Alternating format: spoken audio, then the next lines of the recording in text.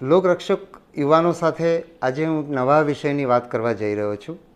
મારે તમારી સાથે ઘણી બધી વાત કરવી છે, પરંતુ મને સમય મળતો ન હોવાના કારણે હું તમારી સાથે વાત કરી શકતો નથી. પણ આજે મેં સમય કાઢ્યો છે અને આજે હું જે વિષયની વાત કરવાનું છે એ વિષય એ છે કે પ્રમાણિકતાપૂર્વક કઈ રીતે કામ કરવું. તમે એક એવી કારકિર્દી બનાવવા જઈ રહ્યા છો કે જેમાં તમે 30થી વધારે વર્ષો સુધી કામ કરવાના છો. તમે ઊંચા અરમાનો સાથે આ સેવામાં આવવાનું નક્કી કર્યું હશે. એના માટે ખૂબ બધી તૈયારીઓ કરી, પરીક્ષા આપી અને જ્યારે તમે સફળ થયા છો ત્યારે તમે બહુ ઊંચી આશા અને ઉત્સાહમાં હશો.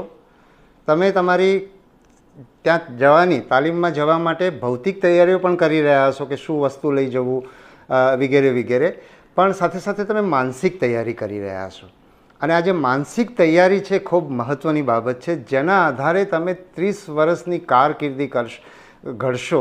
તમે કેવું કામ કરશો, તમે સમાજને શું આપશો, તમે તમારા પરિવારને શું આપશો, તમે જીવનમાં શું પામશો, એનો આધાર આ તમારી માનસિક તૈયારી છે. અને એમાં એક સૌથી મહત્ત્વના વિષયની હું તમારી સાથે વાત કરી રહ્યો છે. એ વિષય એ છે કે પ્રમાણિકતાપૂર્વક કઈ રીતે કામ કરવું. તો અને તમે જે પાયો ઘડશો અત્યારે જે વિચારનો, એ વિચારનો પાયો તમારું જીવન બનાવશે. તમે તમારી જાતને કઈ રીતે જોશો, પરિવાર સમાજ તમને કઈ રીતે જોશે, એનો આધાર આ બાબત ઉપર રહેલો છે. એટલે થોડીક હું વિગતે વાત કરીશ. તો પ્રમાણિક કઈ રીતે રહેવું. તમે ઘણા બધાએ વિચાર્યું છે કે મારે સરસ કરવું છે, પણ ઘણા બધા પછી જ્યારે સર્વિસમાં આવે છે ત્યારે જાળવી નથી શકતા.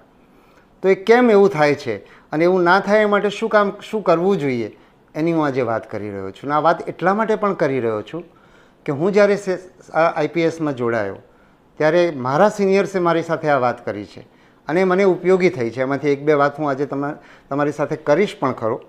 તો એટલા માટે પણ હું આ વાત કરી રહ્યો છું કે મને કોઈકે આપ્યું છે એ મારે તમને આપવું છે. તો હવે પ્રમાણિક કઈ રીતે રહેવું, એમાં કેટલાક તત્વો. એક છે સાદગી. સાદગીપૂર્વક જીવ્યા સિવાય પ્રમાણિકતા શક્ય નથી એવું મને લાગે છે. અને એનો એક હું તમને મારો જ અનુભવ કહું. હું જ્યારે શરૂઆતમાં પહેલાં 1-2 વર્ષની જ હું વાત કરું છું, ત્યારે હું કોઈક જગ્યાએ કામ કરતો હતો ને એક અધિકારી બહુ પ્રમાણિક જણાતા હતા, પણ એમની જીવનશૈલી જે હતી એ ખૂબ ખર્ચાળ હતી. તો એ વખતે મારા ભાઈ ગામથી મને મળવા આવ્યા હતા અને એમણે મને એમ કીધું કે આ સાહેબ આટલું બધું ખર્ચાળ જીવન જીવે છે, તો પ્રમાણિક કઈ રીતે રહેતા હશે. તો મેં એમને જવાબ આપ્યો, તો એક્ઝેક્ટ મને યાદ નથી આવતો, પણ મારો જવાબ એવો હતો કે ના એ તો જે રીતે જીવે છે પણ પ્રમાણિકતાપૂર્વક જીવી જ શકે. પણ અમે જોયું પાછળથી કે એ અધિકારી પ્રમાણિકતાપૂર્વક જીવી નહીં શક્યા આગળના સમયમાં. તો એક બહુ પહેલો દાખલો છે કે તમે ઉડાઉ ખર્ચા કરો અને પછી પ્રમાણિક રહી શકો એવું નહીં બને. એટલે એક તો સાદગી રાખવી પડશે, દેખાદેખીથી બચવું પડશે. પેલાએ આવી ઘડિયાળ લીધી કે પેલાએ આવો મોબાઈલ લીધો. તો આ બધા સાધનો છે. ઘડિયાળ સમય માટે છે કે મોબાઈલનો ઉપયોગ છે, એ દેખાડવા માટે નથી.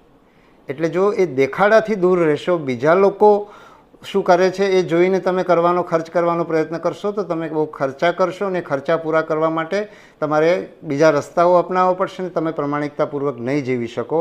અને તમે તમારામાંથી, હું માનું છું કે યુવાનોને આવા અરમાન હોય છે કે મારે દેશ માટે કંઈ કરવું છે, મારે બહુ પ્રમાણિકતાથી કરવું છે, ભ્રષ્ટાચાર તમને ગમતો નથી, અને છતાંય આપણે બધા પણ એ રસ્તે ચાલીએ છીએ કારણ કે આપણા ખર્ચા એવા હોય છે કે જે આપણા પગારમાંથી ના પોસાય.